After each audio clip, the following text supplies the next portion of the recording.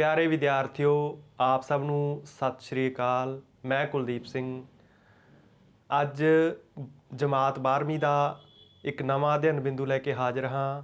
ਅਸੀਂ ਪੜ੍ਹ ਰਹੇ ਹਾਂ ਸਾਹਿਤ ਰੂਪ ਅਤੇ ਸਾਹਿਤ ਰੂਪਾਂ ਦੇ ਵਿੱਚੋਂ ਅੱਜ ਅਸੀਂ ਪੜ੍ਹਨ ਜਾ ਰਹੇ ਹਾਂ ਨਾਟਕ ਦੇ ਬਾਰੇ। ਅਸੀਂ ਸਭ ਤੋਂ ਪਹਿਲਾਂ ਨਾਟਕ ਸ਼ਬਦ ਦੇ ਅਰਥ ਜਾਣਾਂਗੇ, ਫਿਰ ਉਸ ਦੀ ਪਰਿਭਾਸ਼ਾ, ਵਿਦਵਾਨਾਂ ਵੱਲੋਂ ਨਾਟਕ ਦੇ ਬਾਰੇ ਕੀ ਕਿਹਾ ਗਿਆ ਹੈ ਅਤੇ ਫਿਰ ਨਾਟਕ ਕਿਹਨਾਂ ਤੱਤਾਂ ਦੇ ਨਾਲ ਮਿਲ ਕੇ ਬਣਦਾ ਹੈ। ਇਹਨਾਂ ਸਭ ਦੀ ਅਸੀਂ ਵਾਰੀ-ਵਾਰੀ ਦੇ ਨਾਲ ਗੱਲ ਕਰਾਂਗੇ। ਤਾਂ ਸਭ ਤੋਂ ਪਹਿਲਾਂ ਅਸੀਂ ਨਾਟਕ ਸ਼ਬਦ ਦੇ ਬਾਰੇ ਜਾਣਦੇ ਹਾਂ ਕਿ ਨਾਟਕ ਦੇ ਅਰਥ ਕੀ ਹਨ, ਇਹ ਸ਼ਬਦ ਬਣਿਆ ਕਿਵੇਂ ਹੈ। ਨਾਟਕ ਸ਼ਬਦ ਹੈ ਜਿਹੜਾ ਉਹ ਨਾਟ ਜਾਂ ਨਟ ਧਾਤੂ ਤੋਂ ਬਣਿਆ ਹੋਇਆ ਮੰਨਿਆ ਜਾਂਦਾ ਹੈ। ਨਟ ਜਾਂ ਨਾਟ ਧਾਤੂ ਤੋਂ, ਜਿਸ ਦਾ ਭਾਵ ਹੁੰਦਾ ਹੈ ਨਾਚ। ਭਾਵ ਨਾਟਕ ਦੇ ਵਿੱਚ ਨਾਚ ਕਰਕੇ ਦਿਖਾਇਆ ਜਾਂਦਾ ਹੈ। ਇੱਥੋਂ ਤੱਕ ਦੀ ਜਿਹੜੀ ਇਹ ਪਰਿਭਾਸ਼ਾ ਹੈ, ਇਸ ਦਾ ਜਿਹੜਾ ਅਰਥ ਹੈ ਉਸ ਦੀ ਗੱਲ ਕਰਦੇ ਹੋਏ ਬਾਅਦ ਦੇ ਵਿੱਚ ਨਾਟਕ ਦੇ ਅਰਥਾਂ ਵਿੱਚ ਨਕਲ ਜਾਂ ਅਨੁਕਰਨ ਨੂੰ ਵੀ ਜੋੜਿਆ ਜਾਣ ਲੱਗਿਆ। ਕਿਸੇ ਚੀਜ਼ ਦੀ ਨਕਲ ਕਰਕੇ ਦਿਖਾਉਣਾ, ਕਿਸੇ ਚੀਜ਼ ਦਾ ਅਨੁਕਰਨ ਕਰਨਾ, ਇਹ ਨਾਟਕ ਦੇ ਵਿੱਚ ਮੰਨਿਆ ਜਾਂਦਾ ਹੈ ਜੁੜਿਆ ਹੋਇਆ। ਇਹੀ ਹੁੰਦਾ ਹੈ ਕਿ ਨਾਟਕ ਦੇ ਵਿੱਚ ਕਿਸੇ ਚੀਜ਼ ਦੀ ਨਕਲ ਕਰਕੇ ਦਿਖਾਈ ਜਾਂਦੀ ਹੈ। ਕੋਈ ਘਟਨਾ ਜੋ ਵਾਪਰੀ ਹੋਈ ਹੈ ਉਸ ਨੂੰ ਫੇਰ ਤੋਂ ਰੰਗਮੰਚ ਦੇ ਉੱਤੇ ਪੇਸ਼ ਕੀਤਾ ਜਾਂਦਾ ਹੈ। ਉਸ ਦੀ ਨਕਲ, ਉਸ ਦਾ ਅਨੁਕਰਨ ਕਰਦੇ ਹੋਏ ਉਸ ਨੂੰ ਪੁਨਰ ਸਿਰਜਿਤ ਕੀਤਾ ਜਾਂਦਾ ਹੈ ਰੰਗਮੰਚ ਦੇ ਉੱਤੇ। ਤਾਂ ਇੱਥੋਂ ਹੀ ਇਸ ਦੇ ਜਿਹੜੇ ਨਾਟਕ ਦੇ ਅਰਥ ਹਨ ਉਹ ਇੱਕ ਨਕਲ ਜਾਂ ਅਨੁਕਰਨ ਤੋਂ ਲਏ ਜਾਂਦੇ ਹਨ। ਨਕਲ ਜਾਂ ਅਨੁਕਰਨ ਆਮ ਹੀ ਆਪਾਂ ਆਪਣੇ ਜੀਵਨ ਦੇ ਵਿੱਚ ਦੇਖਦੇ ਹਾਂ ਕਿ ਜਦੋਂ ਕੋਈ ਇਹੋ ਜਿਹਾ ਵਿਵਹਾਰ ਕਰਦਾ ਹੈ ਜਿਹੜਾ ਕਿ ਅਸੀਂ ਨਹੀਂ ਚਾਹੁੰਦੇ ਹੁੰਦੇ, ਭਾਵ ਉਹ ਇਹੋ ਜਿਹਾ ਵਿਵਹਾਰ ਕਰਦਾ ਹੈ, ਅਸੀਂ ਆਮ ਹੀ ਦੇਖਦੇ ਹਾਂ ਕਿ ਜਦੋਂ ਜੀਵਨ ਦੇ ਵਿੱਚ ਕੋਈ ਸਾਡੇ ਨਾਲ ਬਨਾਵਟੀ ਵਿਵਹਾਰ ਕਰਦਾ ਹੈ ਤਾਂ ਅਸੀਂ ਉਸ ਨੂੰ ਕਹਿੰਦੇ ਹਾਂ ਕਿ ਨਾਟਕ ਨਾ ਕਰ। ਨਾਟਕ ਯਾਨੀ ਕਿ ਬਨਾਵਟੀ ਵਿਵਹਾਰ ਜੋ ਕਿਸੇ ਦੀ ਨਕਲ ਕਰਕੇ ਕੀਤਾ ਜਾ ਰਿਹਾ ਹੈ, ਬਨਾਵਟੀ ਵਿਵਹਾਰ ਹੈ ਜਿਹੜਾ, ਅਤੇ ਅਸੀਂ ਉਸ ਨੂੰ ਕਹਿ ਦਿੰਦੇ ਹਾਂ ਕਿ ਨਾਟਕ ਨਾ ਕਰ। ਤਾਂ ਨਾਟਕ ਦੇ ਵਿੱਚ ਜਿਹੜੀ ਨਕਲ ਹੈ, ਅਨੁਕਰਨ ਹੈ, ਉਹ ਕੀਤਾ ਜਾਂਦਾ ਹੈ। ਨਾਟਕੀ ਸਿਧਾਂਤਾਂ ਦੀ ਜਿਹੜੀ ਮੁੱਢਲੀ ਜਾਣਕਾਰੀ ਹੈ ਉਹ ਭਾਰਤੀ ਕਾਵਿ ਸ਼ਾਸਤਰੀ ਆਚਾਰਿਆ ਭਰਤ ਮੁਨੀ ਦੀ ਪੁਸਤਕ ਨਾਟਯ ਸ਼ਾਸਤਰ ਤੋਂ ਪ੍ਰਾਪਤ ਹੁੰਦੀ ਹੈ। ਨਾਟਕ ਦਾ ਜਿਹੜੀ ਮੁੱਢਲੀ ਜਾਣਕਾਰੀ ਹੈ ਸਾਨੂੰ, ਉਹ ਭਰਤ ਮੁਨੀ ਦਾ ਇੱਕ ਨਾਟਯ ਸ਼ਾਸਤਰ ਨਾਮ ਦਾ ਗ੍ਰੰਥ ਲਿਖਿਆ ਹੋਇਆ ਹੈ, ਉਸ ਤੋਂ ਸਾਨੂੰ ਇਹ ਜਾਣਕਾਰੀ ਮਿਲਦੀ ਹੈ। ਅੰਗਰੇਜ਼ੀ ਦਾ ਜਿਹੜਾ ਸਮਾਨਾਰਥੀ ਸ਼ਬਦ ਹੈ ਉਹ ਡਰਾਮਾ ਹੈ। ਨਾਟਕ, ਡਰਾਮਾ, ਜਿਵੇਂ ਤੁਸੀਂ ਦੇਖਦੇ ਹੋ ਕਿ TV ਵਗੈਰਾ 'ਤੇ ਵੀ ਡਰਾਮਾਜ਼ ਪੇਸ਼ ਕੀਤੇ ਜਾਂਦੇ ਹਨ। ਉਹ ਚਾਹੇ ਉਹਨਾਂ ਨੂੰ ਆਪਾਂ ਇਸ ਸ਼੍ਰੇਣੀ ਦੇ ਵਿੱਚ ਤਾਂ ਨਹੀਂ ਰੱਖ ਸਕਦੇ, ਫਿਰ ਵੀ ਇਹਨਾਂ ਦੇ ਨਾਲ ਕਾਫੀ ਚੀਜ਼ਾਂ ਹੈ ਜਿਹੜੀਆਂ ਉਹਨਾਂ ਦੀਆਂ ਮਿਲਦੀਆਂ ਜੁਲਦੀਆਂ ਹੁੰਦੀਆਂ, ਤਾਂ ਉਹਨਾਂ ਨੂੰ ਡਰਾਮਾ ਵੀ ਕਹਿ ਲਿਆ ਜਾਂਦਾ ਹੈ, ਜਿਹੜਾ ਕਿ ਯੂਨਾਨੀ ਭਾਸ਼ਾ ਦੇ ਡਰਾਓ ਸ਼ਬਦ ਤੋਂ ਬਣਿਆ ਹੋਇਆ ਹੈ। ਅਤੇ ਡਰਾਓ ਦੇ ਜਿਹੜੇ ਸ਼ਬਦਾਰਥ ਹਨ ਉਹ ਵੀ ਹੈ ਕੁਛ ਕਰਕੇ ਵਿਖਾਉਣਾ। ਇਹੀ ਅਸੀਂ ਗੱਲ ਪਹਿਲਾਂ ਪੜ੍ਹੀ ਸੀ ਕਿ ਨਕਲ ਕਰਨਾ ਜਾਂ ਅਨੁਕਰਨ ਕਰਨਾ, ਅਤੇ ਉਹੀ ਅਰਥ ਹੈ ਜਿਹੜੇ ਡਰਾਮਾ ਅਤੇ ਡਰਾਮਾ ਸ਼ਬਦ ਬਣਿਆ ਡਰਾਓ ਤੋਂ, ਉਹੀ ਅਰਥ ਇੱਥੇ ਬਣਦੇ ਹਨ, ਕੁਝ ਕਰਕੇ ਦਿਖਾਉਣਾ। ਕਿਉਂਕਿ ਨਾਟਕ ਦੇ ਵਿੱਚ ਕੀ ਹੁੰਦਾ ਹੈ ਕਿ ਰੰਗਮੰਚ ਦੇ ਉੱਤੇ ਕੁਝ ਕਰਕੇ ਦਿਖਾਇਆ ਜਾਂਦਾ ਹੈ, ਕਿਸੇ ਚੀਜ਼ ਦੀ ਨਕਲ ਕੀਤੀ ਜਾਂਦੀ ਹੈ, ਕਿਸੇ ਘਟਨਾ ਦਾ ਅਨੁਕਰਨ ਕੀਤਾ ਜਾਂਦਾ ਹੈ। ਤਾਂ ਇਹ ਤਾਂ ਸੀਗੀ ਨਾਟਕ ਦੀ ਗੱਲ, ਅਸੀਂ ਜੋ ਸ਼ਬਦਾਰਥ ਪੱਧਰ 'ਤੇ ਕੀਤੀ ਹੈ। ਤਾਂ ਇਸ ਦਾ ਸੰਬੰਧ ਹੈ ਜਿਹੜਾ ਉਹ ਨਕਲ ਜਾਂ ਕਾਰਜ ਦੇ ਨਾਲ ਜੁੜ ਜਾਂਦਾ ਹੈ। ਕੁਝ ਕਰਕੇ ਦਿਖਾਉਣਾ, ਨਕਲ ਕਰਨਾ, ਅਨੁਕਰਨ ਕਰਨਾ, ਇਹ ਸਾਰੀਆਂ ਗੱਲਾਂ ਅਸੀਂ ਪੜ੍ਹੀਆਂ। ਜਿਹੜੇ ਵੱਖ-ਵੱਖ ਵਿਦਵਾਨ ਹਨ ਉਹਨਾਂ ਦੀਆਂ ਕੀ ਪਰਿਭਾਸ਼ਾਵਾਂ ਹਨ। ਅਰਸਤੂ ਹੈ ਜਿਹੜਾ ਉਹ ਕਹਿੰਦਾ ਹੈ ਨਾਟਕ ਕਾਵਿ ਦਾ ਉਹ ਰੂਪ ਹੈ। ਇੱਥੇ ਹੁਣ ਕਾਵਿ ਲਿਖਿਆ ਹੋਇਆ ਹੈ ਕਿਉਂਕਿ ਜਿਹੜਾ ਮੁੱਢਲਾ ਨਾਟਕ ਸੀ ਨਾ ਉਹ ਕਵਿਤਾ ਰੂਪ ਦੇ ਵਿੱਚ ਲਿਖਿਆ ਜਾਂਦਾ ਸੀਗਾ, ਜਿਹੜਾ ਮੁੱਢਲਾ ਨਾਟਕ ਹੈ। ਤਾਂ ਇੱਥੇ ਉਹਨਾਂ ਨੇ ਤਾਂ ਕਰਕੇ ਕਾਵਿ ਸ਼ਬਦ ਵਰਤਿਆ ਹੈ। ਹੁਣ ਤਾਂ ਚਾਹੇ ਨਾਟਕ ਦਾ ਸਰੂਪ ਬਦਲ ਗਿਆ ਹੈ, ਪਰ ਜਿਹੜਾ ਮੁੱਢਲਾ ਨਾਟਕ ਹੈ ਉਹ ਕਾਵਿ ਰੂਪ ਦੇ ਵਿੱਚ ਲਿਖਿਆ ਹੋਇਆ ਹੈ। ਨਾਟਕ ਕਾਵਿ ਦਾ ਉਹ ਰੂਪ ਹੈ ਜਿਸ ਵਿੱਚ ਪਾਤਰ ਜਿਉਂਦੇ ਜਾਗਦੇ, ਤੁਰਦੇ ਫਿਰਦੇ ਪੇਸ਼ ਕੀਤੇ ਜਾਂਦੇ ਹਨ। ਭਾਵ ਕਿਸੇ ਘਟਨਾ ਦਾ ਅਨੁਕਰਨ ਕਰਨ ਲਈ, ਕਿਸੇ ਘਟਨਾ ਦੀ ਨਕਲ ਕਰਨ ਦੇ ਲਈ ਪਾਤਰਾਂ ਨੂੰ ਪੇਸ਼ ਕੀਤਾ ਜਾਂਦਾ ਹੈ ਜਿਉਂਦੇ ਜਾਗਦੇ ਰੂਪ ਵਿੱਚ, ਤੁਰਦੇ ਫਿਰਦੇ ਰੂਪ ਦੇ ਵਿੱਚ। ਉਹ ਕਿਸੇ ਘਟਨਾ ਦਾ ਅਨੁਕਰਨ ਕਰਦੇ ਹਨ, ਉਸ ਦੀ ਨਕਲ ਕਰਕੇ ਦਿਖਾਉਂਦੇ ਹਨ। ਅਰਥਾਤ ਜਿਸ ਵਿੱਚ ਕਾਰਜ ਵਪਾਰ ਦਾ ਪ੍ਰਦਰਸ਼ਨ ਹੁੰਦਾ ਹੈ, ਭਾਵ ਕੁਝ ਕਰਕੇ ਵਿਖਾਇਆ ਜਾਂਦਾ ਹੈ। ਤੇ ਇਹੀ ਅਸੀਂ ਇਸ ਤੋਂ ਪਹਿਲਾਂ ਪੜ੍ਹ ਕੇ ਆਏ ਸੀ, ਕੁਝ ਕਰਕੇ ਵਿਖਾਉਣਾ, ਕੋਈ ਕਾਰਜ ਵਪਾਰ ਕਰਨਾ। ਇਹੀ ਜਿਹੜੇ ਨਾਟਕ ਸ਼ਬਦ ਦੇ ਅਰਥ ਅਸੀਂ ਪੜ੍ਹੇ ਸਨ। ਇਬਸਨ ਕੀ ਕਹਿੰਦਾ ਹੈ ਨਾਟਕ ਦੇ ਬਾਰੇ? ਨਾਟਕ ਆਪਣੇ ਕਾਰਜ ਨੂੰ ਪਾਤਰਾਂ ਰਾਹੀਂ ਪ੍ਰਗਟਾਉਂਦਾ ਹੈ, ਯਾਨੀ ਕਿ ਪਾਤਰਾਂ ਦਾ ਹੋਣਾ ਇਸ ਦੇ ਲਈ ਜ਼ਰੂਰੀ ਹੈ। ਨਾਟਕ ਦੀ ਜਿਹੜੀ ਘਟਨਾ ਹੈ ਉਹ ਪਾਤਰਾਂ ਦੇ ਰਾਹੀਂ ਪੇਸ਼ ਕੀਤੀ ਜਾਂਦੀ ਹੈ। ਇਹ ਪ੍ਰਭਾਵ ਪਾਤਰਾਂ ਦੇ ਹੁਨਰ ਨਾਲ ਹੋਰ ਵੀ ਤਿੱਖਾ ਹੁੰਦਾ ਹੈ। ਪਾਤਰਾਂ ਦੇ ਵਿੱਚ ਜਿਹੜੇ ਉਸ ਨੂੰ ਪੇਸ਼ ਕਰਨ ਵਾਲੇ ਹੁੰਦੇ ਹਨ, ਉਹਨਾਂ ਦਾ ਜਿਹੜਾ ਹੁਨਰ ਹੈ, ਉਹਨਾਂ ਦੀ ਜਿਹੜੀ ਕਲਾ ਹੈ, ਉਹ ਜਿੰਨੀ ਜ਼ਿਆਦਾ ਹੋਊਗੀ, ਜਿੰਨਾ ਉਸ ਦਾ ਵਧੀਆ ਪ੍ਰਦਰਸ਼ਨ ਕਰਨਗੇ, ਤੇ ਨਾਟਕ ਦਾ ਜਿਹੜਾ ਪ੍ਰਭਾਵ ਹੈ ਉਹ ਓਨਾ ਹੀ ਤਿੱਖਾ ਹੋ ਜਾਊਗਾ। ਨਾਟਕ ਦਾ ਜਿਹੜਾ ਪ੍ਰਭਾਵ ਹੈ ਉਹ ਓਨਾ ਹੀ ਜ਼ਿਆਦਾ ਹੋ ਜਾਊਗਾ। ਭਰਤ ਮੁਨੀ ਕੀ ਕਹਿੰਦੇ ਆ ਨਾਟਕ ਦੇ ਬਾਰੇ? ਨਾਟਕ ਲੋਕਾਂ ਦੀਆਂ ਬਿਰਤੀਆਂ ਤੇ ਸੰਸਕਾਰਾਂ ਭਾਵ ਮਨੁੱਖ ਦੇ ਵਿਵਹਾਰਾਂ ਦਾ ਅਨੁਕਰਨ ਭਾਵ ਨਕਲ ਹੈ। ਬਸ ਸਾਰੀ ਗੱਲ ਨਕਲ ਜਾਂ ਅਨੁਕਰਨ ਦੀ ਹੈ। ਇਸ ਦਾ ਜਿਹੜਾ ਸਾਰ ਅਰਥ ਹੈ ਉਹ ਨਕਲ ਜਾਂ ਅਨੁਕਰਨ ਬਣਦਾ ਹੈ ਕਿ ਲੋਕਾਂ ਦੇ ਜਿਹੜੇ ਵਿਵਹਾਰ ਹਨ, ਲੋਕ ਜੋ ਕਾਰਜ ਕਰਦੇ ਹਨ, ਉਹਨਾਂ ਦੀਆਂ ਜੋ ਬਿਰਤੀਆਂ ਹਨ, ਉਹਨਾਂ ਦੇ ਸੰਸਕਾਰ ਹਨ, ਉਹਨਾਂ ਦੀ ਨਕਲ ਕਰਦੇ ਹੋਏ ਦਿਖਾਇਆ ਜਾਂਦਾ ਹੈ। ਨੋਰਾ ਰਿਚਾਰਡ ਕੀ ਕਹਿੰਦੇ ਆ? ਉਹ ਕਹਿੰਦੇ ਨਾਟਕੀ ਹੁਨਰ ਹੀ ਸਭ ਤੋਂ ਉੱਚੀ ਸੱਭਿਆਚਾਰਕ ਸਿੱਖਿਆ ਹੈ। ਇਹ ਸੱਭਿਆਚਾਰਕ ਸਿੱਖਿਆ ਹੈ ਜਿਹੜੀ ਕੌਮਾਂ ਵਿੱਚ ਅੱਗੇ ਵਧਣ ਵਿੱਚ ਸਹਾਈ ਹੁੰਦੀ ਹੈ। ਜਿਹੜੀਆਂ ਕੌਮਾਂ ਹੈ ਉਹਨਾਂ ਨੂੰ ਅੱਗੇ ਵਧਣ ਦੇ ਵਿੱਚ ਨਾਟਕ ਹੈ ਸਹਾਇਤਾ ਕਰਦਾ ਹੈ, ਕਿਉਂਕਿ ਇਸ ਦੇ ਨਾਲ ਸਿੱਖਿਆ ਵੀ ਮਿਲਦੀ ਹੈ। ਇਹ ਪਰਿਭਾਸ਼ਾ ਸੀਗੀ ਨੋਰਾ ਰਿਚਾਰਡ ਦੀ। ਹੁਣ ਅਸੀਂ ਅੱਗੇ ਨਾਟਕ ਦੇ ਤੱਤਾਂ ਦੀ ਗੱਲ ਕਰਦੇ ਹਾਂ। ਤਾਂ ਨਾਟਕ ਦੇ ਇਹ 7 ਤੱਤ ਹਨ। ਪਹਿਲਾ ਪਲਾਟ ਜਾਂ ਗੋਂਦ, ਜਿਹਨੂੰ ਅਸੀਂ ਕਥਾਨਕ ਵੀ ਕਹਿ ਸਕਦੇ ਹਾਂ।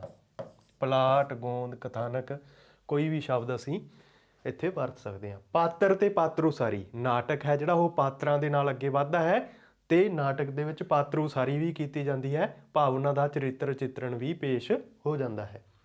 ਵਾਰਤਾਲਾਪ, ਜਿਹਨੂੰ ਸੰਵਾਦ ਵੀ ਕਹਿ ਲਿਆ ਜਾਂਦਾ ਹੈ, ਇਹ ਤੀਜਾ ਤੱਤ ਹੈ ਨਾਟਕ ਦਾ। ਦੇਸ਼ ਕਾਲ ਜਾਂ ਵਾਤਾਵਰਣ, ਤੇ ਪੰਜਵਾਂ ਹੈ ਉਦੇਸ਼, ਛੇਵਾਂ ਸ਼ੈਲੀ, ਤੇ ਸੱਤਵਾਂ ਰੰਗਮੰਚ। ਇਹ ਨਾਟਕ ਦੇ 7 ਤੱਤ ਹਨ ਜਿਨ੍ਹਾਂ ਦੀ ਅਸੀਂ ਇੱਕ ਇੱਕ ਕਰਕੇ ਅੱਗੇ ਗੱਲ ਕਰਨੀ ਹੈ। ਨਾਟਕ ਦਾ ਪਹਿਲਾ ਤੱਤ ਹੈ ਪਲਾਟ ਜਾਂ ਗੋਂਦ। ਨਾਟਕ ਦੇ ਵਿੱਚ ਜਿਹੜੀ ਕਥਾ ਵਸਤੂ ਪੇਸ਼ ਕੀਤੀ ਜਾਂਦੀ ਹੈ ਉਹ ਆਮ ਜੀਵਨ ਦੇ ਵਿੱਚੋਂ ਹੀ ਲਈ ਗਈ ਹੁੰਦੀ ਹੈ। ਆਮ ਜੀਵਨ ਦੀ ਹੋਈ ਕੋਈ ਸਮੱਸਿਆ ਹੁੰਦੀ ਹੈ, ਪਰ ਉਸ ਨੂੰ ਸਿੱਧੇ ਹੀ ਉਸੇ ਰੂਪ ਦੇ ਵਿੱਚ ਪੇਸ਼ ਨਹੀਂ ਕਰ ਦਿੱਤਾ ਜਾਂਦਾ ਜਿਵੇਂ ਉਹ ਜੀਵਨ ਦੇ ਵਿੱਚ ਵਾਪਰੀ ਹੁੰਦੀ ਹੈ। ਉਸ ਦੇ ਵਿੱਚ ਕੁਝ ਕਾਂਟ ਛਾਂਟ ਕਰਕੇ ਘਟਨਾਵਾਂ ਨੂੰ ਅੱਗੇ ਪਿੱਛੇ ਕਰਕੇ ਪੇਸ਼ ਕੀਤਾ ਜਾਂਦਾ ਹੈ, ਯਾਨੀ ਕਿ ਉਹਨਾਂ ਦੀ ਜਿਹੜੀ ਕ੍ਰਮਬੱਧਤਾ ਹੈ ਉਹ ਬਣਾਈ ਜਾਂਦੀ ਹੈ, ਉਹਨਾਂ ਨੂੰ ਇੱਕ ਤਰਤੀਬ ਦਿੱਤੀ ਜਾਂਦੀ ਹੈ। ਤੇ ਇਹੀ ਜਿਹੜੀ ਤਰਤੀਬ ਦੇਣ ਦੀ ਕਲਾ ਹੈ, ਇਸੇ ਨੂੰ ਹੀ ਅਸੀਂ ਪਲਾਟ, ਗੋਂਦ ਜਾਂ ਕਥਾਨਕ ਕਹਿੰਦੇ ਹਾਂ। ਜਿਵੇਂ ਮਾਲਾ ਹੁੰਦੀ ਹੈ ਤੇ ਉਸ ਦੇ ਵਿੱਚ ਫੁੱਲਾਂ ਨੂੰ ਇੱਕ ਤੋਂ ਬਾਅਦ ਇੱਕ ਕਰਕੇ ਪਰੋਇਆ ਜਾਂਦਾ ਹੈ, ਤੇ ਜਿਹੜਾ ਉਹ ਧਾਗਾ ਹੈ ਮਾਲਾ ਦਾ ਉਹ ਉਸ ਨੂੰ ਕ੍ਰਮਬੱਧਤਾ ਬਖਸ਼ਦਾ ਹੈ। ਜੇ ਉਹ ਧਾਗਾ ਕੱਢ ਦਿੱਤਾ ਜਾਵੇ ਤਾਂ ਜਿਹੜਾ ਫੁੱਲਾਂ ਦਾ ਜਿਹੜੀ ਕ੍ਰਮਬੱਧਤਾ ਉਹ ਵਿਗੜ ਜੂਗੀ। ਤਾਂ ਉਸ ਧਾਗੇ ਦੀ ਤੁਲਨਾ ਅਸੀਂ ਪਲਾਟ ਜਾਂ ਗੋਂਦ ਦੇ ਨਾਲ ਕਰ ਸਕਦੇ ਹਾਂ। ਤੇ ਇਹਦਾ ਜਿਹੜਾ ਮਹੱਤਵ ਹੈ ਪਲਾਟ ਜਾਂ ਗੋਂਦ ਦਾ, ਉਹ ਰੀੜ੍ਹ ਦੀ ਹੱਡੀ ਜਿੰਨਾ ਹੈ। ਜਿਵੇਂ ਸਾਡੇ ਸਰੀਰ ਦਾ ਜਿਹੜਾ ਸਾਰਾ ਕੰਟਰੋਲ ਹੈ ਉਹ ਰੀੜ੍ਹ ਦੀ ਹੱਡੀ ਦੇ ਵਿੱਚ ਹੁੰਦਾ ਹੈ, ਉਸੇ ਤਰੀਕੇ ਨਾਲ ਪਲਾਟ ਜਾਂ ਗੋਂਦ ਹੈ ਜਿਹੜਾ ਉਹ ਪੂਰੇ ਨਾਟਕ ਨੂੰ ਨਿਯੰਤਰਣ ਦੇ ਵਿੱਚ ਰੱਖਦਾ ਹੈ। ਪਲਾਟ ਜਾਂ ਗੋਂਦ ਨੂੰ ਰੀੜ੍ਹ ਦੀ ਹੱਡੀ ਕਿਹਾ ਜਾਂਦਾ ਹੈ ਨਾਟਕ ਦੀ। ਤਾਂ ਇਹ ਜਿਹੜੀ ਤਰਤੀਬ ਦੇ ਵਿੱਚ ਪੇਸ਼ ਕਰਨਾ, ਇਹੀ ਇਸ ਦਾ ਪਲਾਟ ਜਾਂ ਗੋਂਦ ਹੁੰਦਾ ਹੈ। ਤੇ ਇਸ ਦੇ 2 ਭਾਗ ਮੰਨੇ ਜਾਂਦੇ ਹਨ। ਪਹਿਲਾ ਹੈ ਉਲਝਾਊ, ਯਾਨੀ ਕਿ ਕਿਸੇ ਸਮੱਸਿਆ ਨੂੰ ਉਲਝਾਊ ਰੂਪ ਦੇ ਵਿੱਚ ਦਿਖਾਇਆ ਜਾਂਦਾ ਹੈ ਤਾਂ ਕਿ ਜਿਹੜਾ ਦਰਸ਼ਕ ਹੈ ਉਸ ਦੇ ਮਨ ਦੇ ਵਿੱਚ ਜਿਗਿਆਸਾ ਜਾਗੇ। ਜਿਵੇਂ ਆਪਾਂ ਕੋਈ ਜਿਹੜਾ ਨਾਟਕ ਦੇਖਦੇ ਹੁੰਦੇ ਹਾਂ ਉਦੋਂ ਆਪਣੇ ਮਨ ਦੇ ਵਿੱਚ ਹੁੰਦਾ ਹੈ ਕਿ ਅੱਗੇ ਕੀ ਹੋਊਗਾ। ਕਈ ਵਾਰੀ ਆਪਾਂ ਨੂੰ ਕੋਈ ਜ਼ਰੂਰੀ ਕੰਮ ਵੀ ਹੁੰਦੇ ਹੈ, ਫਿਰ ਵੀ ਆਪਾਂ ਉਸ ਨਾਟਕ ਨੂੰ ਦੇਖਣਾ ਨਹੀਂ ਛੱਡਦੇ, ਕਿਉਂਕਿ ਆਪਣੇ ਮਨ ਦੇ ਵਿੱਚ ਇਹ ਜਿਗਿਆਸਾ ਬਣੀ ਰਹਿੰਦੀ ਹੈ ਕਿ ਅੱਗੇ ਕੀ ਹੋਊਗਾ। ਉਹੀ ਇਹ ਭਾਗ ਹੁੰਦਾ ਹੈ ਕਿ ਪਾਠਕ ਦੇ ਸਾਹਮਣੇ, ਦਰਸ਼ਕ ਦੇ ਸਾਹਮਣੇ ਜਾਣ ਬੁੱਝ ਕੇ ਉਹ ਉਲਝਾ ਪੇਸ਼ ਕੀਤਾ ਜਾਂਦਾ ਹੈ। ਇਹ ਗੁੰਝਲ ਪੇਸ਼ ਕੀਤੀ ਜਾਂਦੀ ਹੈ ਕਿ ਸਰੋਤਾ ਦਰਸ਼ਕ ਪਾਠਕ ਜਿਹੜਾ ਹੈ ਉਸ ਦੇ ਮਨ ਦੇ ਵਿੱਚ ਇਹ ਜਿਗਿਆਸਾ ਬਣੀ ਰਵੇ ਕਿ ਅੱਗੇ ਕੀ ਹੋਊਗਾ। ਘਟਨਾ ਨੂੰ ਉਲਝਾ ਕੇ ਛੱਡ ਦਿੱਤਾ ਜਾਂਦਾ ਹੈ ਤੇ ਫਿਰ ਉਸੇ ਘਟਨਾ ਨੂੰ ਹੀ ਸੁਲਝਾ ਕੇ ਪੇਸ਼ ਕੀਤਾ ਜਾਂਦਾ ਹੈ ਤੇ ਇਹ ਭਾਗ ਜਿਹੜਾ ਹੈ ਕਥਾਨਕ ਦਾ ਇਹ ਅਖਵਾਉਂਦਾ ਹੈ ਸੁਲਝਾਊ। ਦੋ ਭਾਗਾਂ ਦੇ ਵਿੱਚ ਕਥਾਨਕ ਨੂੰ ਪੇਸ਼ ਕੀਤਾ ਜਾਂਦਾ ਹੈ, ਉਲਝਾਊ ਤੇ ਸੁਲਝਾਊ। ਪਹਿਲੇ ਦੇ ਵਿੱਚ ਜਿਗਿਆਸਾ ਪੈਦਾ ਕੀਤੀ ਜਾਂਦੀ ਹੈ ਤੇ ਦੂਜਾ ਭਾਗ ਹੈ ਜਿਹੜਾ ਸੁਲਝਾਊ, ਉਹਦੇ ਵਿੱਚ ਜਿਗਿਆਸਾ ਦਾ ਸਮਾਧਾਨ ਕੀਤਾ ਜਾਂਦਾ ਹੈ। ਭਾਵ ਉਹ ਜਿਗਿਆਸਾ ਹੈ ਜਿਹੜੀ ਦਰਸ਼ਕ ਦੀ ਸ਼ਾਂਤ ਹੋ ਜਾਂਦੀ ਹੈ। ਇਹ ਪਲਾਟ ਜਾਂ ਗੋਂਦ ਦੀ ਗੱਲ ਸੀਗੀ। ਦੂਜਾ ਭਾਗ ਹੈ ਪਾਤਰ ਤੇ ਪਾਤਰ ਉਸਾਰੀ। ਜਿਹੜਾ ਨਾਟਕ ਹੈ ਉਹ ਪਾਤਰਾਂ ਦੇ ਰਾਹੀਂ ਹੀ ਅੱਗੇ ਵੱਧਦਾ ਹੈ। ਜੇ ਪਾਤਰ ਨਾ ਹੋਣਗੇ ਤਾਂ ਨਾਟਕ ਵੀ ਨਹੀਂ ਹੋਊਗਾ। ਪਾਤਰਾਂ ਤੋਂ ਬਿਨਾਂ ਨਾਟਕ ਦੀ ਰਚਨਾ ਦੀ ਕਲਪਨਾ ਵੀ ਨਹੀਂ ਕੀਤੀ ਜਾ ਸਕਦੀ, ਕਿਉਂਕਿ ਜਿਹੜੀ ਕਥਾਨਕ ਹੈ, ਜਿਹੜਾ ਗੋਂਦ ਹੈ, ਉਹ ਪਾਤਰਾਂ ਦੇ ਰਾਹੀਂ ਹੀ ਅੱਗੇ ਵਧਣਾ ਹੈ। ਉਸ ਦੀ ਜਿਹੜੀ ਕਹਾਣੀ ਹੈ ਉਸ ਦੀ ਪੇਸ਼ਕਾਰੀ ਪਾਤਰਾਂ ਨੇ ਹੀ ਕਰਨੀ ਹੈ। ਪਾਤਰਾਂ ਤੋਂ ਬਿਨਾਂ ਨਾਟਕ ਦੀ ਕਲਪਨਾ ਨਹੀਂ ਕੀਤੀ ਜਾ ਸਕਦੀ। ਇੱਕ ਨਾਟਕ ਦੇ ਵਿੱਚ 5 ਤੋਂ 10 ਤੱਕ ਪਾਤਰ ਹੋ ਸਕਦੇ ਹਨ। ਇਹ ਗਿਣਤੀ ਹੈ ਜਿਹੜੀ 5 ਤੋਂ 10 ਤੱਕ ਹੁੰਦੀ ਹੈ। ਇਦੋਂ ਘੱਟ ਵੱਧ ਲੋੜ ਅਨੁਸਾਰ ਹੋ ਸਕਦੀ ਹੈ, ਪਰ ਇਹ ਇੱਕ ਸਿਧਾਂਤ ਹੈ ਜਿਹੜਾ ਇੰਨੀ ਕੁ ਗਿਣਤੀ ਨਾਟਕ ਦੇ ਵਿੱਚ ਰੱਖੀ ਜਾ ਸਕਦੀ ਹੈ। ਤੇ ਪੁਰਾਤਨ ਨਾਟਕਾਂ ਵਿੱਚ ਨਾਇਕ ਦੀ ਮਹੱਤਤਾ ਉੱਤੇ ਵਧੇਰੇ ਜ਼ੋਰ ਦਿੱਤਾ ਜਾਂਦਾ ਸੀ। ਨਾਇਕ ਨੂੰ ਹੀ ਮੁੱਖ ਰੂਪ ਤੋਂ ਪੇਸ਼ ਕੀਤਾ ਜਾਂਦਾ ਸੀ। ਨਾਇਕ ਦੀ ਪਾਤਰ ਉਸਾਰੀ ਹੁੰਦੀ ਸੀ। ਨਾਇਕ ਦੇ ਲਈ ਸਭ ਦੀ ਬਲੀ ਦੇ ਦਿੱਤੀ ਜਾਂਦੀ ਸੀ। ਪਰ ਅੱਜ ਕੱਲ੍ਹ ਨਾਇਕ ਰਹਿਤ, ਯਾਨੀ ਕਿ ਹੀਰੋ ਤੋਂ ਬਿਨਾਂ ਵੀ ਨਾਇਕ, ਜੇ ਸ਼ਬਦ ਤੁਹਾਨੂੰ ਸਮਝ ਨਾ ਆਉਂਦਾ ਹੋਵੇ ਤਾਂ ਅੰਗਰੇਜ਼ੀ ਦਾ ਸ਼ਬਦ ਜਿਹੜਾ ਹੀਰੋ ਹੈ ਉਹਦੇ ਨਾਲ ਤੁਸੀਂ ਤੁਲਨਾ ਕਰ ਸਕਦੇ ਹੋ, ਤੁਹਾਨੂੰ ਸੌਖਾ ਸਮਝ ਆ ਜਾਊਗਾ। ਕਈ ਸ਼ਬਦ ਅੰਗਰੇਜ਼ੀ ਦੇ ਹੈ ਜਿਹੜੇ ਉਹ ਸਾਨੂੰ ਜ਼ਿਆਦਾ ਸਮਝ ਆਉਂਦੇ ਹਨ। ਜਿਹੜਾ ਪੁਰਾਤਨ ਸਮਾਂ ਸੀ ਉਹਦੇ ਵਿੱਚ ਤਾਂ ਨਾਇਕ ਦੀ ਮਹੱਤਤਾ 'ਤੇ ਜ਼ਿਆਦਾ ਜ਼ੋਰ ਦਿੱਤਾ ਜਾਂਦਾ ਸੀ। ਅੱਜ ਕੱਲ੍ਹ ਨਾਇਕ ਤੋਂ ਬਿਨਾਂ ਵੀ ਨਾਟਕ ਹੈ ਜਿਹੜੇ ਉਹ ਲਿਖੇ ਜਾ ਰਹੇ ਹਨ।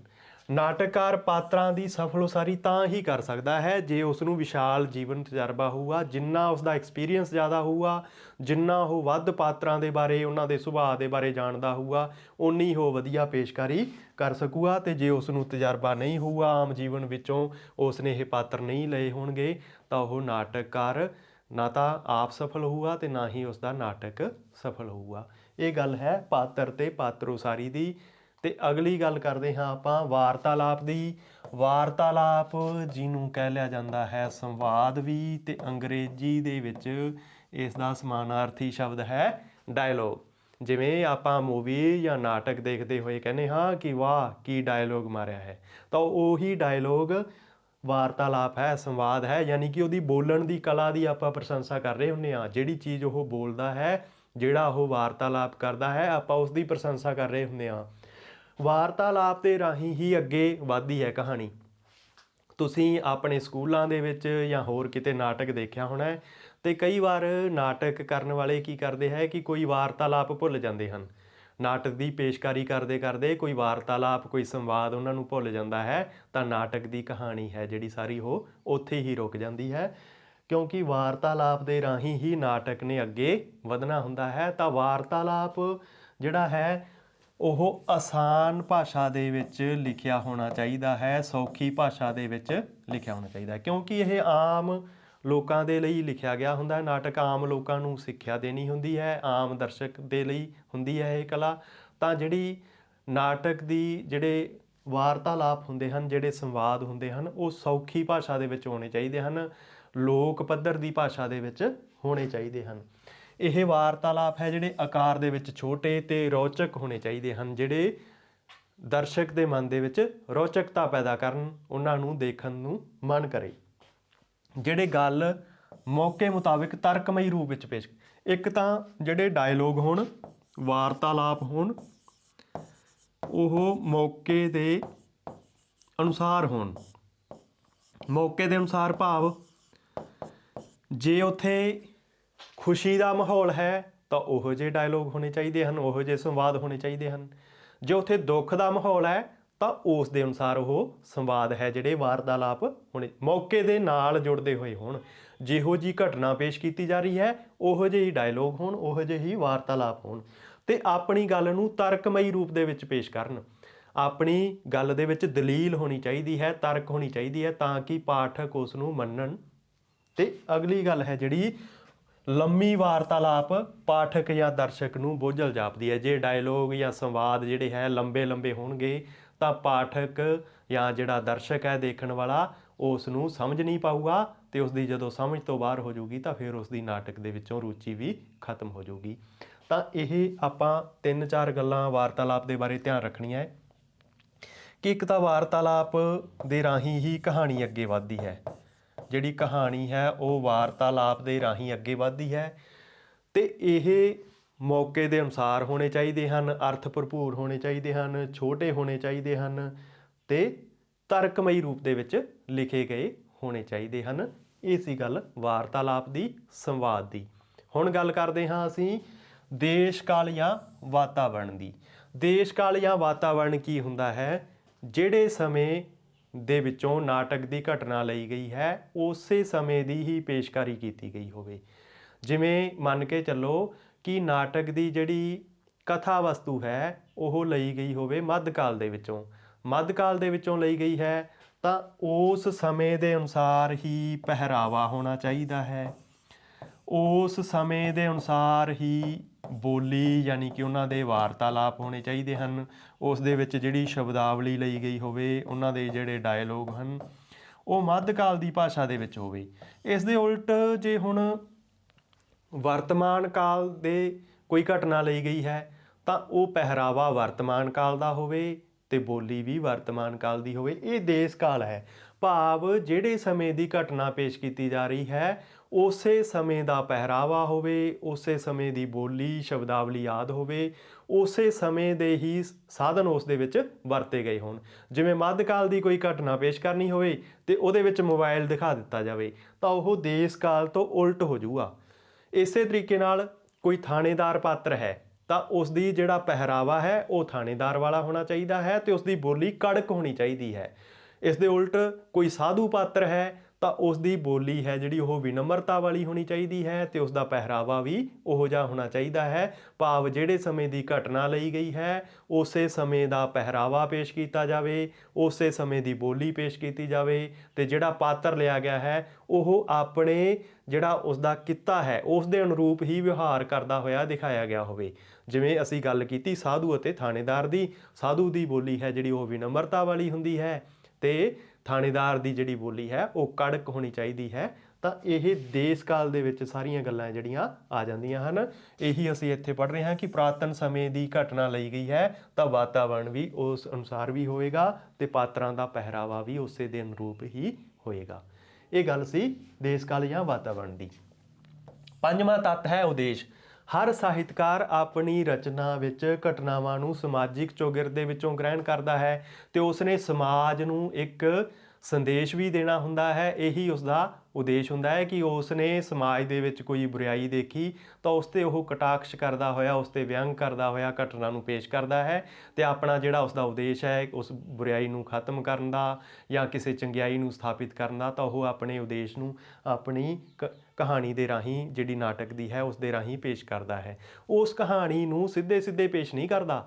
ਉਸਦਾ ਜਿਹੜਾ ਉਦੇਸ਼ ਹੈ ਉਹ ਸਿੱਧਾ ਸਿੱਧਾ ਉਸਦਾ ਕੋਈ ਉਪਦੇਸ਼ ਨਹੀਂ ਦਿੰਦਾ, ਉਹ ਉਸ ਨੂੰ ਕਹਾਣੀ ਦੇ ਰਾਹੀਂ ਪੇਸ਼ ਕਰਦਾ ਹੈ। ਜਿਵੇਂ ਬੱਚਾ ਕੌੜੀ ਦਵਾਈ ਨਹੀਂ ਲੈਂਦਾ ਤਾਂ ਉਸ ਨੂੰ ਕੋਈ ਮਿੱਠੀ ਚੀਜ਼ ਦੇ ਵਿੱਚ ਮਿਲਾ ਕੇ ਉਹ ਦਵਾਈ ਦੇ ਦਿੱਤੀ ਜਾਂਦੀ ਹੈ ਤਾਂ ਉਹ ਉਸ ਨੂੰ ਕੌੜੀ ਵੀ ਨਹੀਂ ਲੱਗਦੀ ਤੇ ਉਹ ਦਵਾਈ ਲੈ ਵੀ ਲੈਂਦਾ ਹੈ ਤੇ ਜਿਹੜੀ ਦਵਾਈ ਬਾਅਦ ਦੇ ਵਿੱਚ ਉਸ ਦਾ ਫਾਇਦਾ ਕਰਦੀ ਹੈ। ਇਸੇ ਤਰੀਕੇ ਨਾਲ ਜਿਹੜਾ ਨਾਟਕਕਾਰ ਹੁੰਦਾ ਹੈ ਉਸ ਨੇ ਜਿਹੜਾ ਆਪਣਾ ਉਪਦੇਸ਼ ਦੇਣਾ ਹੁੰਦਾ ਹੈ ਉਹ ਸਾਹਿਤਿਕ ਚਾਸ਼ਨੀ ਵਿੱਚ ਡੁਬੋ ਕੇ ਤੇ ਪਾਠਕ ਦੇ ਸਾਹਮਣੇ ਰੱਖਦਾ ਹੈ। ਜੋ ਸਿੱਧਾ ਸਿੱਧਾ ਆਪਣਾ ਉਦੇਸ਼ ਬਿਆਨ ਕਰਨ ਲੱਗ ਜਾਵੇ ਤਾਂ ਪਾਠਕ ਉਸ ਦਾ ਉਪਦੇਸ਼ ਨਹੀਂ ਸੁਣਨਗੇ। ਤਾਂ ਪਾਠਕ ਦੇ ਸਾਹਮਣੇ, ਸਰੋਤਾ ਦੇ ਸਾਹਮਣੇ, ਦਰਸ਼ਕ ਦੇ ਸਾਹਮਣੇ ਉਹ ਆਪਣੇ ਉਦੇਸ਼ ਨੂੰ ਚਾਸ਼ਨੀ ਦੇ ਵਿੱਚ ਡੁਬੋ ਕੇ ਪੇਸ਼ ਕਰਦਾ ਹੈ। ਉਹਨਾਂ ਦਾ ਚੰਗਾ ਤੇ ਮਾੜਾ ਪੱਖ ਦਰਸਾਉਣ ਦੀ ਕੋਸ਼ਿਸ਼ ਕਰਦਾ ਹੈ। ਚੰਗੇ ਤੇ ਮਾੜੇ ਪੱਖ ਦੀ ਪੇਸ਼ਕਾਰੀ ਨੂੰ ਹੀ ਸਾਹਿਤਿਕ ਭਾਸ਼ਾ ਵਿੱਚ ਉਦੇਸ਼ ਕਿਹਾ ਜਾਂਦਾ ਹੈ ਕਿ ਉਸ ਨੇ ਸਮਾਜ ਦੀ ਕਿਸੇ ਬੁਰਾਈ ਦੇ ਉੱਤੇ ਕਟਾਕਸ਼ ਕਰਦੇ ਹੋਏ ਉਸ ਨੂੰ ਖਤਮ ਕਰਨ ਦਾ ਕੋਈ ਸੰਦੇਸ਼ ਦੇਣਾ ਹੈ ਤਾਂ ਉਸ ਦੇ ਰਾਹੀਂ, ਨਾਟਕ ਦੇ ਰਾਹੀਂ ਉਹ ਆਪਣਾ ਉਦੇਸ਼ ਸਥਾਪਿਤ ਕਰਦਾ ਹੈ। ਜੋ ਨਾਟਕਕਾਰ ਪਾਠਕਾਂ ਜਾਂ ਦਰਸ਼ਕਾਂ ਸਾਹਮਣੇ ਰੱਖਦਾ ਹੈ ਉਹੀ ਨਾਟਕੀ ਰਚਨਾ ਦਾ ਕੋਈ ਨਾ ਕੋਈ ਉਦੇਸ਼ ਹੁੰਦਾ ਹੈ। ਸਮਾਜਿਕ ਤੇ ਨੈਤਿਕ ਕਦਰਾਂ ਕੀਮਤਾਂ ਦਾ ਬਿਆਨ ਨਾਟਕੀ ਰਚਨਾ ਦਾ ਸਭ ਤੋਂ ਵੱਡਾ ਉਦੇਸ਼ ਹੋਣਾ ਚਾਹੀਦਾ ਹੈ। ਸਮਾਜਿਕ ਕਦਰਾਂ ਕੀਮਤਾਂ ਦੀ ਸਥਾਪਤੀ ਕਰਨਾ ਨਾਟਕ ਦਾ ਸਭ ਤੋਂ ਵੱਡਾ ਉਦੇਸ਼ ਹੈ ਕਿ ਸਮਾਜ ਦੇ ਵਿੱਚ ਕੀ ਚੰਗਾ ਹੋਣਾ ਚਾਹੀਦਾ ਹੈ, ਉਸ ਦੀ ਸਥਾਪਤੀ ਕਰਨਾ ਇੱਕ ਨਾਟਕਕਾਰ ਦਾ ਉਦੇਸ਼ ਹੋਣਾ ਚਾਹੀਦਾ ਹੈ। ਅੱਗੇ ਅਸੀਂ ਗੱਲ ਕਰਦੇ ਹਾਂ ਸ਼ੈਲੀ ਦੀ। ਸ਼ੈਲੀ ਹੈ ਜਿਹੜੀ, ਇਸ ਨੂੰ ਅੰਗਰੇਜ਼ੀ ਭਾਸ਼ਾ ਦੇ ਵਿੱਚ ਸਟਾਈਲ ਕਹਿ ਲਿਆ ਜਾਂਦਾ ਹੈ ਅਤੇ ਹਰੇਕ ਨਾਟਕਕਾਰ ਦਾ ਜਿਹੜਾ ਸਟਾਈਲ ਹੈ ਆਪਣੇ ਨਾਟਕ ਨੂੰ ਪੇਸ਼ ਕਰਨ ਦਾ ਉਹ ਵੱਖਰਾ ਹੁੰਦਾ ਹੈ, ਆਪਣੀ ਗੱਲ ਨੂੰ ਕਹਿਣ ਦਾ। ਜਿਵੇਂ ਕਿ ਆਪਾਂ ਕਿਸੇ ਵੀ ਚੀਜ਼ ਦੀ ਗੱਲ ਕਰ ਲਈਏ ਕਿ ਹਰੇਕ ਬੰਦੇ ਦਾ ਜਿਹੜਾ ਵਾਲ ਵਾਹੁਣ ਦਾ ਸਟਾਈਲ ਵੱਖਰਾ ਹੈ, ਹਰੇਕ ਬੰਦੇ ਦਾ ਕੱਪੜੇ ਪਾਉਣ ਦਾ ਸਟਾਈਲ ਵੱਖਰਾ ਹੈ, ਸਟਾਈਲ ਹੀ ਸ਼ੈਲੀ ਹੈ। ਇਸੇ ਤਰੀਕੇ ਨਾਲ ਜਿਹੜਾ ਲੇਖਕ ਹੁੰਦਾ ਹੈ, ਨਾਟਕਕਾਰ ਹੁੰਦਾ ਹੈ, ਉਸ ਦਾ ਜਿਹੜਾ ਆਪਣਾ ਸਟਾਈਲ ਹੁੰਦਾ ਹੈ, ਆਪਣੀ ਸ਼ੈਲੀ ਹੁੰਦੀ ਹੈ, ਉਹ ਦੂਜੇ ਤੋਂ ਵੱਖਰੀ ਹੁੰਦੀ ਹੈ। ਆਪਣੀ ਗੱਲ ਨੂੰ ਕਹਿਣ ਦਾ ਤਰੀਕਾ ਹੈ ਜਿਹੜਾ ਉਹ ਵੱਖਰਾ ਹੁੰਦਾ ਹੈ। ਸਾਹਿਤਕਾਰ ਆਪਣੀ ਸ਼ੈਲੀ ਰਾਹੀਂ ਹੀ ਆਪਣੀ ਪਹਿਚਾਣ ਬਣਾਉਂਦਾ ਹੈ। ਨਾਟਕੀ ਰਚਨਾ ਵਿੱਚ ਵੀ ਸ਼ੈਲੀ ਦਾ ਮਹੱਤਵਪੂਰਨ ਸਥਾਨ ਹੈ। ਇਸ ਨੂੰ ਨਾਟਕਕਾਰ ਲੇਖਕ ਦਾ ਦ੍ਰਿਸ਼ਟੀਕੋਣ ਕਹਿ ਲਿਆ ਜਾਵੇ। ਨਾਟਕਕਾਰ ਜੋ ਨਾਟਕ ਲਿਖਣ ਵਾਲਾ ਹੈ, ਉਸ ਦਾ ਜੋ ਆਪਣਾ ਦ੍ਰਿਸ਼ਟੀਕੋਣ ਹੈ, ਉਸ ਨੂੰ ਸ਼ੈਲੀ ਕਹਿ ਲਿਆ ਜਾਵੇ, ਸਟਾਈਲ ਕਹਿ ਲਿਆ ਜਾਵੇ ਤਾਂ ਇਹ ਵੀ ਕੋਈ ਅਤਕਥਨੀ ਨਹੀਂ ਹੈ, ਇਹ ਵੀ ਇੱਕੋ ਹੀ ਗੱਲ ਹੈ। ਇਹ ਗੱਲ ਸੀ ਸ਼ੈਲੀ ਦੀ। ਹੁਣ ਅਸੀਂ ਗੱਲ ਕਰਦੇ ਹਾਂ ਰੰਗਮੰਚ ਦੀ। ਹੁਣ ਰੰਗਮੰਚ ਸ਼ਬਦ ਹੈ ਜਿਹੜਾ ਸਮਝ ਨਾ ਆਉਂਦਾ ਹੋਵੇ ਅਤੇ ਜੇ ਇਸ ਦੇ ਥਾਂ 'ਤੇ ਅਸੀਂ ਸਟੇਜ ਸ਼ਬਦ ਵਰਤ ਲਈਏ ਤਾਂ ਸਾਨੂੰ ਹੈ ਜਿਹੜੀ ਇਹ ਗੱਲ ਸਮਝ ਆ ਜਾਂਦੀ ਹੈ।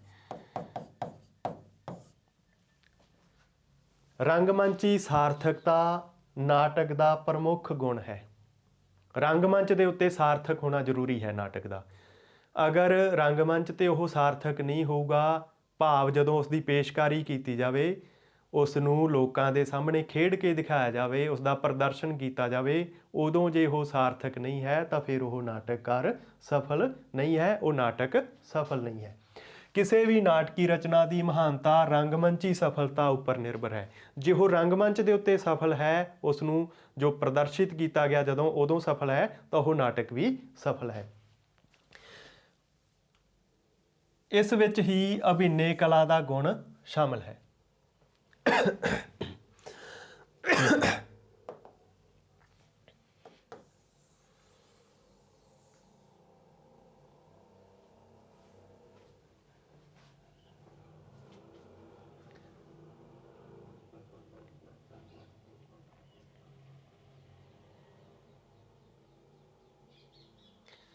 ਨਾਟਕ ਦਾ ਅਗਲਾ ਤੱਤ ਹੈ ਰੰਗਮੰਚ। ਰੰਗਮੰਚ ਤੋਂ ਭਾਵ ਜੇ ਅਸੀਂ ਇਸ ਨੂੰ ਸਟੇਜ ਕਹਿ ਲਈਏ ਤਾਂ ਵੀ ਸਾਨੂੰ ਇਹ ਸੌਖਾ ਸਮਝ ਆ ਜਾਊਗਾ, ਕਿਉਂਕਿ ਕਈ ਅੰਗਰੇਜ਼ੀ ਦੇ ਸ਼ਬਦ ਹੈ ਜਿਹੜੇ ਉਹ ਇੰਨੇ ਪ੍ਰਚਲਿਤ ਹਨ ਕਿ ਉਹਨਾਂ ਦਾ ਤਾਂ ਸਾਨੂੰ ਅਰਥ ਪਤਾ ਹੁੰਦਾ ਹੈ ਅਤੇ ਸਾਡੀ ਆਪਣੀ ਭਾਸ਼ਾ ਦੇ ਜਿਹੜੇ ਸ਼ਬਦ ਹੁੰਦੇ ਹਨ ਉਹਨਾਂ ਦਾ ਅਰਥ ਸਾਨੂੰ ਨਹੀਂ ਪਤਾ ਹੁੰਦਾ। ਜਦੋਂ ਨਾਟਕ ਨੂੰ ਸਟੇਜ ਦੇ ਉੱਤੇ ਰੰਗਮੰਚ ਦੇ ਉੱਤੇ ਪੇਸ਼ ਕੀਤਾ ਜਾਂਦਾ ਹੈ ਅਤੇ ਉਸ ਦੀ ਪੇਸ਼ਕਾਰੀ ਸਫਲ ਹੋਵੇ ਤਾਂ ਉਹ ਨਾਟਕਕਾਰ ਹੈ, ਜਿਹੜਾ ਨਾਟਕ ਹੈ ਉਹ ਸਫਲ ਹੈ। ਨਾਟਕੀ ਰਚਨਾ ਦੀ ਮਹਾਨਤਾ ਉਸ ਦੀ ਰੰਗਮੰਚੀ ਸਫਲਤਾ ਉੱਪਰ ਨਿਰਭਰ ਹੈ। ਜੇ ਉਹ ਰੰਗਮੰਚ ਦੇ ਉੱਤੇ ਸਟੇਜ ਦੇ ਉੱਤੇ ਪ੍ਰਦਰਸ਼ਿਤ ਕੀਤਾ ਗਿਆ ਉਦੋਂ ਸਫਲ ਹੈ ਤਾਂ ਉਹ ਨਾਟਕ ਸਫਲ ਹੈ। ਅਭਿਨੈ ਕਲਾ ਦਾ ਗੁਣ ਇਸ ਦੇ ਵਿੱਚ ਸ਼ਾਮਿਲ ਹੈ। ਜਿੰਨੀ ਅਭਿਨੈ ਕਲਾ ਵਿੱਚ ਯਥਾਰਥਕਤਾ ਹੋਵੇਗੀ, ਅਭਿਨੈ ਕਲਾ ਐਕਟਿੰਗ, ਜਿੰਨੀ ਐਕਟਿੰਗ ਵਧੀਆ ਹੋਊਗੀ, ਜਿੰਨੀ ਉਸ ਦੀ ਨਕਲ ਵਧੀਆ ਹੋਊਗੀ, ਓਨਾ ਹੀ ਉਹ ਨਾਟਕ ਸਫਲ ਹੋਊਗਾ। ਜਿੰਨੀ ਉਸ ਦੇ ਵਿੱਚ ਯਥਾਰਥਕਤਾ ਹੋਊਗੀ, ਭਾਵ ਯਥਾਰਥ ਦੇ ਨੇੜੇ ਹੋਊਗੀ, ਸੱਚ ਦੇ ਨੇੜੇ ਹੋਊਗੀ, ਐਕਟਿੰਗ ਦੇ ਵਿੱਚ ਵਾਧੂ ਐਕਟਿੰਗ ਨਾ ਹੋਵੇ, ਓਵਰ ਐਕਟਿੰਗ ਨਾ ਹੋਵੇ, ਤਾਂ ਉਹ ਨਾਟਕ ਹੈ ਜਿਹੜਾ ਓਨਾ ਹੀ ਸਫਲ ਹੋਊਗਾ। ਭਾਰਤੀ ਚਿੰਤਕਾਂ ਨੇ ਵੀ ਨਾਟਕ ਨੂੰ ਦ੍ਰਿਸ਼ ਕਾਵਿ ਵੰਨਗੀ ਵਿੱਚ ਮੰਨਿਆ ਹੈ। ਦ੍ਰਿਸ਼ ਕਾਵਿ ਭਾਵ ਜਿਸ ਨੂੰ ਅਸੀਂ ਦੇਖ ਸਕਦੇ ਹਾਂ, ਜਿਸ ਨੂੰ ਦੇਖਿਆ ਜਾ ਸਕਦਾ ਹੈ, ਇਹੋ ਜਿਹਾ ਕਾਵਿ ਜਿਸ ਨੂੰ ਅਸੀਂ ਦੇਖ ਸਕਦੇ ਹਾਂ। ਇੱਥੇ ਕਾਵਿ ਸ਼ਬਦ ਫੇਰ ਤੋਂ ਆਇਆ ਹੈ ਤਾਂ ਇਸ ਤੋਂ ਭੁਲੇਖਾ ਨਹੀਂ ਖਾਣਾ, ਕਿਉਂਕਿ ਜਿਹੜਾ ਸ਼ੁਰੂਆਤੀ ਨਾਟਕ ਹੈ ਉਹ ਕਾਵਿ ਰੂਪ ਦੇ ਵਿੱਚ ਲਿਖਿਆ ਜਾਂਦਾ ਸੀ, ਤਾਂ ਇਸ ਨੂੰ ਇਸ ਲਈ ਦ੍ਰਿਸ਼ ਕਾਵਿ ਇੱਥੇ ਕਿਹਾ ਗਿਆ ਹੈ। ਭਾਰਤੀ ਚਿੰਤਕਾਂ ਨੇ ਇਸ ਨੂੰ ਦ੍ਰਿਸ਼ ਕਾਵਿ ਮੰਨਿਆ ਹੈ। ਪ੍ਰਸਿੱਧ ਪੱਛਮੀ ਵਿਦਵਾਨ ਹੈ TS ਇਲੀਅਟ, ਉਹ ਕਹਿੰਦੇ ਹਨ ਕਿ ਨਾਟਕ ਸਾਹਿਤ ਦਾ ਉਹ ਰੂਪ ਹੈ ਜੋ ਅਭਿਨੈ ਦੇ ਰੰਗਮੰਚੀ ਅੰਸ਼ਾਂ ਵਿੱਚ ਆਪਣੇ ਪ੍ਰਸਾਰ ਦੀ ਮੰਗ ਕਰਦਾ ਹੈ। ਅਭਿਨੈ ਇਸ ਦੇ ਵਿੱਚ ਜਿਹੜਾ ਹੈ ਸਮਾਇਆ ਹੋਇਆ। ਜਿੰਨਾ ਅਭਿਨੈ ਵਧੀਆ ਹੋਊਗਾ, ਜਿੰਨੀ ਐਕਟਿੰਗ ਵਧੀਆ ਹੋਊਗੀ ਅਤੇ ਓਨਾ ਹੀ ਉਹ ਨਾਟਕ ਸਫਲ ਹੋਊਗਾ। ਅਗਰ ਅਭਿਨੈ ਵਧੀਆ ਹੈ ਤਾਂ ਉਸ ਦਾ ਪ੍ਰਸਾਰ ਹੋਊਗਾ। ਇਹ ਇਸ ਦੀ ਜ਼ਰੂਰੀ ਸ਼ਰਤ ਮੰਨੀ ਹੈ TS ਇਲੀਅਟ ਨੇ। ਤਾਂ ਅਸੀਂ ਨਾਟਕ ਦੀ ਪਰਿਭਾਸ਼ਾ ਜਾਣੀ, ਨਾਟਕ ਦੇ ਤੱਤ ਜਾਣੇ। ਇਹ ਸਾਰਿਆਂ ਦੀ ਅਸੀਂ ਗੱਲ ਕੀਤੀ ਇੱਕ ਇੱਕ ਕਰਕੇ। ਨਾਟਕ ਨੂੰ ਪੰਜਵਾਂ ਵੇਦ ਕਿਹਾ ਜਾਂਦਾ ਹੈ। ਪੰਜਵਾਂ ਵੇਦ ਕਿਉਂ ਕਿਹਾ ਜਾਂਦਾ ਹੈ, ਇਸ ਦੀ ਆਪਾਂ ਗੱਲ ਕਰ ਲੈਂਦੇ ਹਾਂ। ਪੰਜਵਾਂ ਵੇਦ ਕਿਉਂ ਕਿਹਾ ਜਾਂਦਾ ਹੈ? ਕਿਉਂਕਿ ਵੇਦ ਹੈ ਜਿਹੜੇ ਉਹ ਸਾਨੂੰ ਸਿੱਖਿਆ ਦਿੰਦੇ ਹਨ, ਤੇ ਨਾਟਕ ਵੀ ਸਿੱਖਿਆ ਦੇਣ ਦਾ ਕੰਮ ਕਰਦਾ ਹੈ। 4 ਵੇਦ ਆਲਰੇਡੀ ਹਨ, ਪਹਿਲਾਂ ਤੋਂ ਹੀ ਹਨ, ਤੇ ਨਾਟਕ ਨੂੰ ਪੰਜਵਾਂ ਵੇਦ ਮੰਨਿਆ ਜਾਂਦਾ ਹੈ। ਇਸ ਤੋਂ ਇਲਾਵਾ ਨਾਟਕ ਨੂੰ ਦੋਹਰੀ ਕਲਾ ਕਿਹਾ ਜਾਂਦਾ ਹੈ। ਦੋਹਰੀ ਜਾਂ ਮਿਸ਼ਰਤ ਕਲਾ ਕਿਹਾ ਜਾਂਦਾ ਹੈ। ਉਹ ਕਿਉਂ ਕਿਹਾ ਜਾਂਦਾ ਹੈ? ਕਿਉਂਕਿ ਨਾਟਕ ਨੂੰ ਪੜ੍ਹਿਆ ਵੀ ਜਾ ਸਕਦਾ ਹੈ ਤੇ ਨਾਟਕ ਨੂੰ ਰੰਗਮੰਚ ਦੇ ਉੱਤੇ ਪ੍ਰਦਰਸ਼ਿਤ ਵੀ ਕੀਤਾ ਜਾ ਸਕਦਾ ਹੈ। ਇਸ ਦਾ ਇੱਕ ਆਨੰਦ ਅਸੀਂ ਪੜ੍ਹ ਕੇ ਲੈ ਸਕਦੇ ਹਾਂ, ਤੇ ਦੂਜਾ ਇਸ ਨੂੰ ਜਦੋਂ ਰੰਗਮੰਚ ਦੇ ਉੱਤੇ ਪੇਸ਼ ਕੀਤਾ ਜਾ ਰਿਹਾ ਹੈ, ਪ੍ਰਦਰਸ਼ਿਤ ਕੀਤਾ ਜਾ ਰਿਹਾ ਹੈ, ਉਦੋਂ ਇਸ ਨੂੰ ਦੇਖ ਕੇ ਅਸੀਂ ਇਸ ਦਾ ਆਨੰਦ ਲੈ ਸਕਦੇ ਹਾਂ। ਇਸ ਲਈ ਨਾਟਕ ਨੂੰ ਦੋਹਰੀ ਕਲਾ, ਮਿਸ਼ਰਿਤ ਕਲਾ ਕਿਹਾ ਜਾਂਦਾ ਹੈ ਤੇ ਪੰਜਵਾਂ ਵੇਦ ਵੀ ਕਿਹਾ ਜਾਂਦਾ ਹੈ। ਇਹ ਸੀ ਨਾਟਕ ਦੀ ਗੱਲ।